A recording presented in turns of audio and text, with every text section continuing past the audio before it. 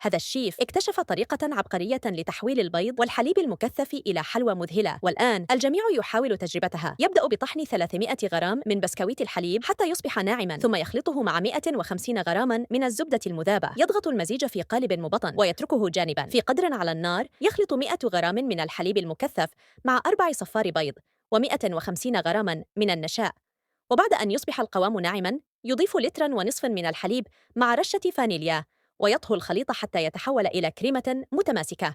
يقسم الكريمة إلى وعاءين ويذيب 150 غراما من الشوكولاتة الداكنة في الأول و150 غراما من الشوكولاتة البيضاء في الثاني. باستخدام زجاجة بلاستيكية مقطوعة في وسط القالب يبدأ بصب الكريمتين بالتناوب، ثم يزيل الزجاجة ويواصل الصب في المركز لصنع دوامة جميلة، وأخيراً يمرر عوداً خشبياً على السطح ليمنحه شكلاً مذهلاً. بعد تبريده لمدة 3 ساعات تكون النتيجة حلوة متماسكة غنية ورائعة الجمال.